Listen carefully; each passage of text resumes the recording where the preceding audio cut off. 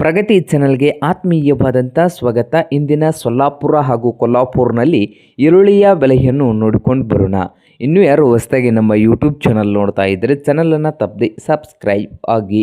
ಇಂದು ಸೊಲ್ಲಾಪುರದಲ್ಲಿ ಈರುಳ್ಳಿಯ ಬೆಲೆ ನೋಡೋದಾದರೆ ಒಂದು ಕ್ವಿಂಟಲ್ಗೆ ಸರಾಸರಿ ಬೆಲೆ ನೋಡೋದಾದರೆ ಸೊಲ್ಲಾಪುರದಲ್ಲಿ ಒಂದು ಕ್ವಿಂಟಲ್ಗೆ 100 ಅಂದರೆ ಒಂದು ಕ್ವಿಂಟಲ್ಗೆ 1000 ರೂಪಾಯಿದಿಂದ 3200 ರೂಪಾಯಿ, 1000 ರೂಪಾಯಿದಿಂದ 3200 ರೂಪಾಯಿವರೆಗೆ ಒಂದು ಕ್ವಿಂಟಲ್ಗೆ ಸೊಲ್ಲಾಪುರದಲ್ಲಿ ಈರುಳ್ಳಿಯ ಬೆಲೆಯನ್ನು ಹೊಂದಿದ್ದು, ಫಸ್ಟ್ ಕ್ವಾಲಿಟಿ ಈರುಳ್ಳಿ ಬಂದು ಒಂದು ಕ್ವಿಂಟಲ್ಗೆ ಸೊಲ್ಲಾಪುರದಲ್ಲಿ ರೇಟ್ ನೋಡೋದಾದರೆ 2200 ರೂಪಾಯಿದಿಂದ 3200 ರೂಪಾಯಿವರೆಗೆ ಫಸ್ಟ್ ಕ್ವಾಲಿಟಿ ರೇಟನ್ನು ಹೊಂದಿದೆ.